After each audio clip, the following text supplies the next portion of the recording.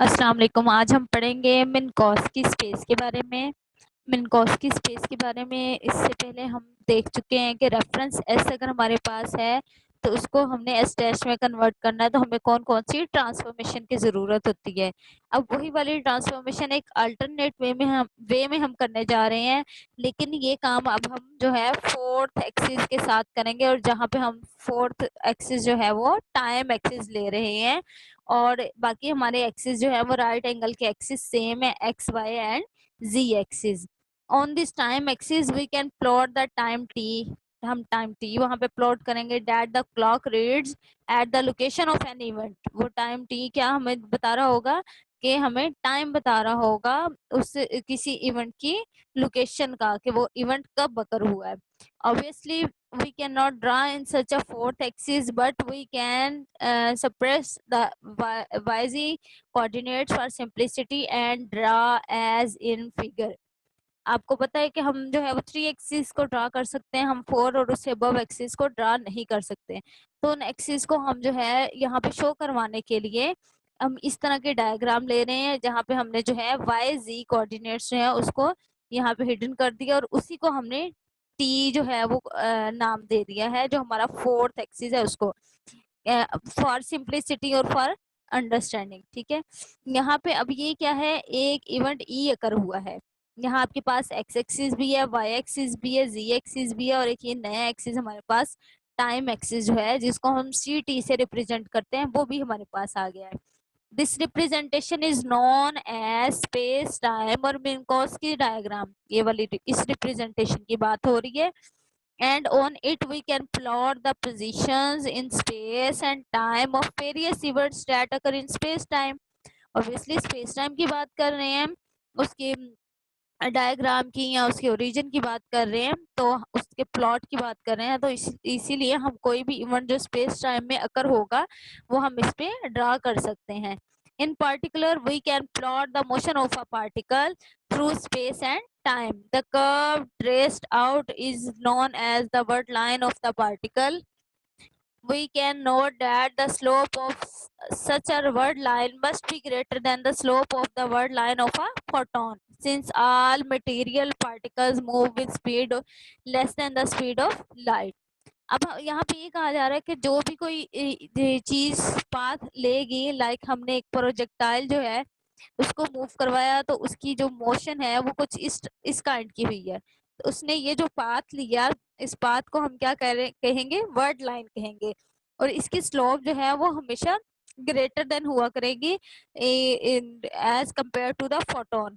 उसकी वजह क्या है कि हर चीज वो मूव करती है वो स्पीड ऑफ लाइट से लेस मूव कर रही होती है। Some typical lines are illustrated in figure below.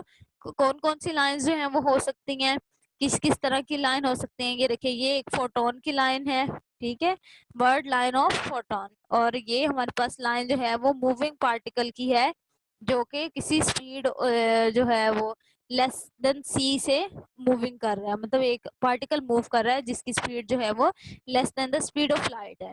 और ये हमारे पास एक पार्टिकल है जो कि स्टेशनरी पोजीशन में पड़ा हुआ है, तो स्टेशनरी पोजीशन में जो है उसकी वर्ड लाइन बिल्कुल स्ट्रेट लाइन अपवर्ड होती है, क्योंकि ये रेस्ट की पोजीशन में एक्स एक्सिस पे पड़ा हुआ है। ठीक है, अब यहाँ पे यही बताया गया है कि अबव डायग्राम में जो है एक इवेंट अकर हो रहा है जिसको मुख्तलिफ फ्रेम ऑफ रेफरेंसेस एस से हम जो है वो ले रहे हैं। अब ये हमारे पास फ्रेम कौन सा था, फ्रेम ऑफ रेफरेंस एस था। We can also use these space-time diagram to illustrate Lorentz transformation from one frame of reference to another। Space time diagram को हम जो है लॉरेंस ट्रांसफॉर्मेशन से भी बता सकते हैं, उससे भी देख सकते हैं। Unfortunately due to the peculiar nature of the interval between two events in space time, the new set of axes for some other frame of reference s dash is not simple rotation of the old axis। अब जैसे हमने जो है second year के fourth chapter में पढ़ा था कि जब अगर हमने जो है अपने एक फ्रेम से दूसरे फ्रेम में जाना हो, मतलब हमारे पास जो है वो एक्सिस, पहले एक्स और वाई एक्सिस है, उसको हमने कन्वर्ट करना हो X dash axis Y dash axis, तो हमें सिंपली उसकी जो है वो ट्रांसफॉर्मेशन करनी पड़ती है। ट्रांसफॉर्मेशन मतलब दो इवेंट जो अकर हो रहे होते हैं उन्हीं एक फ्रेम के लिहाज से दूसरे फ्रेम में हम उसको ट्रांसफॉर्म कर देते हैं। वो सिंपली रोटेशन होती थी हमारे पास एक्सिस की, ठीक है, ओल्ड एक्सिस की रोटेशन होती थी। लेकिन यहाँ पे हम ऐसा नहीं कर सकते, उसका अब हम यहाँ पे प्रूव करेंगे कि क्यों हम ऐसा नहीं कर सकते, क्यों हमारे पास जो है ये मिन्कोस्की स्पेस जो है यहाँ पे एक फ्रेम जो है वो और एस फ्रेम और फ्रेम है, एस डैश फ्रेम और फ्रेम हुआ करेगा। जो एस में मूवमेंट होगी वो और होगी, जो एस डैश फ्रेम में होगी वो मूवमेंट और होगी। Okay, now the equation for x dash axis are find in a straight line fashion from the Lorentz transformation equation। अब हमने ये पता है कि हमने इससे पहले क्या पढ़ा है कि अगर हमने ट्रांसफॉर्मेशन करनी है किसी पार्टिकल की या किसी इवेंट की एक फ्रेम से दूसरे फ्रेम में, तो हम क्या करेंगे, सिंपली हमारे पास जो है लॉरेंस ट्रांसफॉर्मेशन की इक्वेशन है वो यूज करते हुए हम उसको ट्रांसफॉर्म कर लेते हैं। सो नाउ अगर हमने क्या किया, हमने लिया एस डैश जो एक्स रेफरेंस है उसमें एक्स डैश एक्सिस लिया, एक्स डैश एक्सिस वाली लाइन ली जहाँ पे जो है हमारे टी डैश 0 होगा। ऑब्वियसली एक्स डैश एक्सिस पे क्या होगा, टी भी 0, वाई भी 0, जी भी 0, ये सारे टर्म 0 होंगे ना, बाकी सारे एक्सिस 0 होंगे। तो अगर हम जो है ये मैंने यहाँ पे ये लॉरेंस ट्रांसफॉर्मेशन थोड़ी सी ये वाली लिखी हुई है, इसमें आप देखें कि जब हम जो है वो टी डैश को 0 पुट करेंगे इस इक्वेशन में, तो हमारे पास जो है T dash is equal to 0। बाकी हमारे पास जो टर्म बनेगी वो क्या हमारे पास बनेगी, ये हमारा टी जो है वो इस साइड पे आ जाएगा, सी स्क्वायर है, एक सी डिनोमिनेटर में रह जाएगा और एक सी यहाँ पे आ जाएगा, और हमारे पास ये वाली इक्वेशन जो है 5.26 बन जाएगी। ठीक है, इसी तरह अगर हम कहें कि हमने अब क्या करना है, टी डैश एक्सिस लिया और उस टी डैश एक्सिस पे क्या है, एक्स डैश एक्सिस जो है 0 होगा, ऑब्वियसली 0 होगा। तो हम इस फर्स्ट इक्वेशन में, इस वाली इक्वेशन में जब एक्स डैश एक्सिस को पुट करेंगे तो हमारे पास ये वाली टर्म आ जाएगी। ठीक है, it therefore turns out that these new axes are obliged as illustrated in this figure। अगर हम इसकी जो है इक्वेशन बनाएं, स्टैंडर्ड इक्वेशन में इसको कन्वर्ट करें और उसको जो है डायग्राम करें या प्लॉट करें, तो उसके हमारे पास ये वाली लाइंस ड्रा होंगी, this line curvy line and this curvy line oblique line जो है with increasing speed of S dash relative to S, मतलब जिसकी स्पीड एस डैश में जो है इंक्रीज कर रही होगी एज कम्पेयर टू एक्स। और ये हमारे पास जो है word line photon passing through the common origin, जो कॉमन ओरिजिन से फोटोन पास कर रहा है उससे हमारी जो है ये उसके साथ ये क्लोज तीन जो है वो वर्ड लाइन बना रही होंगी। अब हमारे पास ये बात हम देख सकते हैं, it should be noted that the driving these equation, जब हमने ये इक्वेशंस ड्राइव की ये वाली, ठीक है, जिसकी बात की वहां ऊपर हो रही है ये 5.26 and 5.27, these equation the gamma factor cancels out। आपने देखा कि gamma factor जो है वो यहाँ पे 0 से मल्टीप्लाई हुआ तो 0 हो गया, but as this factor plays an integral role in the Lorentz transformation appearing in both the length contraction and time dilation formula, it is clear that it is not sufficient to simply find the new axis in S dash if the space-time diagram is to be used to compare length or time into reference frames।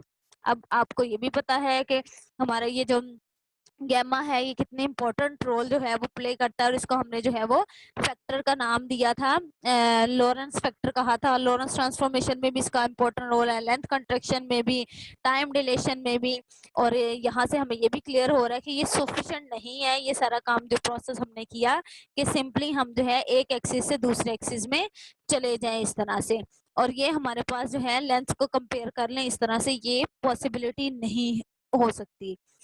अब यहाँ पे आप देखिए उसने कहा कि what also needs to done is to rescale the units of time and distance along each S dash axis. कौन सी ऐसी चीज है जो और इसमें ऐड हो रही है इसकी एस डैश की रीस्केलिंग करने के लिए? एक तो चीज हमें मिल गई है लेकिन इसमें फर्क आ रहा है, ये चीजें यहाँ पे गैमा फैक्टर नहीं इन्वॉल्व हो रहा, गैमा फैक्टर इन्वॉल्व होना चाहिए। गैमा फैक्टर खत्म हुआ है तो इसका मतलब गैमा फैक्टर की कुछ वैल्यू थी जो हमने यहाँ पे छोड़ दी, इस वजह से यहाँ फर्क आ रहा है। ओके, अब हम चेक करते हैं कि वो कौन सी वैल्यू थी जो हमें जो है जिसने यहाँ पे फर्क लाया। पहले हम यहाँ पे ये डायग्राम समझ लेते हैं ये स्पेस और time axis for two different references frame के लिए बनाया गया है। Rectilinear axis are for the reference frame S, ये हमारे पास रेक्टिलिनियर एक्स एक्सिस, और ये सी टी एक्सिस ये हमारे पास एस फ्रेम के हैं। The oblique axis for those are reference frame S dash, ये जो हमारे पास कर्वी एक्सिस है ये वाली जो है ये हमारे एस डैश फ्रेम में है, जो शो कर रहे हैं कि एक पार्टिकल मूव कर रहा है with respect to S reference frame. The lengths OP and OQ are the same on the figure. Length ये OP और OQ जो है वो सेम है इस डायग्राम में, ठीक है। But if OP represent a distance of 1 metre in S, अगर हम कहें कि ये जो डिस्टेंस है ये 1 मीटर का डिस्टेंस है फ्रेम S में, देन OQ डैश जहाँ पे ये ऑब्लाइज जो है वो एक्सिस को x dash axis S dash के फ्रेम के एक्स एक्सिस को जहाँ कट करके गुजरा है वो वाली लाइन लेंथ जो है वो रिप्रेजेंट करेगी सेम डिस्टेंस, क्योंकि हमें पता है हमने दो फ्रेम जब भी लिए हैं तो हमने उसकी मूवमेंट सेम ली है। एस फ्रेम को जब भी कन्वर्ट किया एस डैश फ्रेम में तो वहां पे कहा अगर एस में ये इतनी लेंथ है तो एस डैश में भी इतनी लेंथ होनी चाहिए। अब यहाँ पे हम देखेंगे, कहने का मतलब ये है कि ये जो ओ पी डिस्टेंस है ये इस distance O Q dash distance के इक्वल आएगा तो हमारी ये कन्वर्जन जो है ट्रू है। अगर नहीं इक्वल आता इट्स मीन हम इसकी ऐसे डायरेक्ट कन्वर्जन नहीं कर सकते, और हमारा ये फिर प्रूफ जो है वो क्लियर हो जाएगा कि डायरेक्ट हम लॉरेंस ट्रांसफॉर्मेशन से इसकी डायरेक्ट कन्वर्जन नहीं कर सकेंगे, ठीक है। अब यहाँ पे आते हैं to put it another way, if the two events O and P on the x axis are 1 metre apart। अब यहाँ पे हमने कहा कि ये दो इवेंट O और P जो है 1 मीटर के फासले पे हैं, then these two points O and Q on the x dash, तो इसी तरह ये O और Q जो है ये x dash एक्सिस पे ही इतने फासले पर होंगे, ठीक है। x dash axis which are the same distance apart on the diagram will not represent a distance of 1 meter in s dash. To see what separation is required on x dash axis we proceed as follows। अब हम check करेंगे क्या इसमें difference आया है। अगर हमने कहा कि जो हमारे पास ये जो डिफरेंस है OP, ये वाला डिफरेंस जो है इसको हमने कहा कि ये -1 मीटर स्क्वायर है, ठीक है।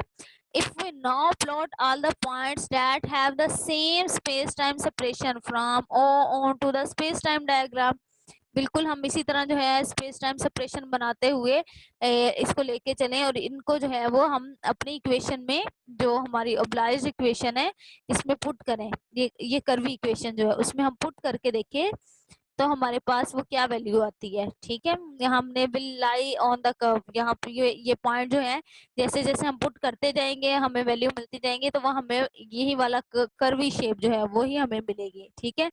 Which is the equation of hyperbola, जो हमें नई इक्वेशंस मिल रही हैं पॉइंट पुट करने के बाद प्लॉट करने के बाद, वो हाइपरबोला की इक्वेशन है। If we it will cut the X dash axis, X जो हाइपरबोला की इक्वेशन है वो क्या कर रही है, ये एक्स डैश एक्सिस को कट करके गुजर रही है, ठीक। अब एक्स डैश एक्सिस को कट करके गुजरी किस पॉइंट पे, क्यू डैश पॉइंट पे। But since the interval is the same in our references frame we must also have, अगर हमारा सारी जगह पे जो फ्रेम ऑफ रेफरेंसेस सेम है तो अगर एस में हमारे एस फ्रेम में ये बात ट्रू है तो फिर क्या है एस डैश में ये बात भी ट्रू होनी चाहिए ना, क्योंकि दोनों फ्रेम ऑफ रेफरेंस हम सेम लेके चल रहे हैं अभी। So at T dash is equal to 0, जब हम टी डैश को 0 रख रहे हैं यहाँ पे हमें क्या मिल रहा है, एक्स डैश जो है वो 1 मिल रहा है। Thus it is distance between O and P dash, तो ये हमें को कौन सा डिस्टेंस मिला, ओ और पी डैश के between, that represent a distance of 1 metre in S dash, तो ये हमारे पास वो डिस्टेंस है जो एस डैश फ्रेम में है। A similar argument can be used to find the scaling along the time axis in S dash frame, that is the point for which CT dash is equals to 1। अगर हम CT dash की value जो है वो equal to 1 put कर दें और ये हाइपरबोला की इक्वेशन जो कट करके गुजर रही है CT dash एक्सिस को, तो वो भी हमें जो है यूनिट टाइम वैल्यू देगी एक्सिस पर। तो illustrate how space time diagram can be used, ये डायग्राम जो है ये किस तरह से यूज की गई है इसको देखने के लिए ये जो ऊपर डिस्कशन हुई है वो क्या डिस्कशन उसने की है वर्ड्स में, उसको हम मैथमेटिकली यहाँ पे देखते हैं। हमने क्या किया, एक रॉड कंसिडर की which is at rest in the reference frame S. एक हमने रॉड ले ली, ये हमारे पास क्या है जी, रॉड पड़ी हुई है ये वाली, ठीक है, यहाँ से लेकर यहाँ तक ये जो है हमारे पास एक रॉड पड़ी हुई है, ठीक। अब उसने कहा कि जिसका एंड जो है वो, एक एंड क्या कहाँ पे है, ओ पॉइंट पे, और एक एंड कहाँ पे है, पी पॉइंट पे है, और इसकी लेंथ कितनी है, 1 मीटर। इसकी लेंथ हमारे पास है जी 1 मीटर, ठीक है, इस रॉड की लेंथ जो है। The world line of the ends of the rod will then line parallel to the axis C T axis. अब ये जो एंड पॉइंट, अगर हम इसे एक जो है परपेंडिकुलर ड्रा करें इस तरह से बिल्कुल सीधा, तो ये वाली लाइन जो है सी टी एक्सिस के पैरेलल आएगी, जो इस एक्स डैश एक्सिस को कट करेगी इस पॉइंट पे, ये वाले पॉइंट पे। इस पॉइंट को उसने नाम दिया है पी डैश का, ठीक है, इस पॉइंट को उसने कहा ना ओ पी डैश जो बात की है, ये पॉइंट को नाम दिया पी डैश का। अब यहाँ पे आप देख सकते हैं कि ये वैल्यू जो है ओ पी डैश, ये इतनी वैल्यू इक्वल है इस रॉड के। लेकिन हमने ऊपर ऑब्जर्वेशन जो देखी उसमें हमारे पास जो इक्वेलिटी आ रही थी वो कितनी आ रही थी, इस वाले डिस्टेंस की इक्वेलिटी जो है वो आ रही थी ए इस पॉइंट तक, ओ क्यू पॉइंट तक, ठीक है। लेकिन हमें यहाँ से क्लियरली नजर आ रहा है कि ये इतना पार्ट जो है वो ओ क्यू डैश में एक्स्ट्रा है। तो यहाँ से हमें क्या क्लियर हुआ कि हाँ, ये हमारे पास एक्स डैश फ्रेम है, ये एक्स फ्रेम है, तो हम सिंपली इसको जो है एक फ्रेम से एस डैश फ्रेम में मिनकॉस स्पेस में कन्वर्जन नहीं कर सकते। हमें यहाँ पे कुछ और चीजें चाहिए, कुछ और बातें चाहिए जो इसमें मजीद इंक्लूड होती हैं, जो हमें जो है इसमें इंक्लूड करके फिर हमें ये इसको जो है वो चेंज करना पड़ता है, वो अकॉर्डिंग टू हमारे टाइम स्पेस डायग्राम होता है, और टाइम स्पेस इवेंट के अकॉर्डिंगली होता है कि क्या कौन सा फैक्टर जो है इसमें मिसिंग है और क्या चीज इसमें इन्वॉल्व की जाए, क्या चीज इसमें ऐड की जाए कि ये हमारी जो है इक्वेलिटी आ जाए। क्योंकि नॉर्मली हमने यही पढ़ा है कि दो फ्रेम जो है उनमें एक्सिस होते हैं वो इक्वल होते हैं, इक्वली मूव कर रहे होते हैं, ठीक है।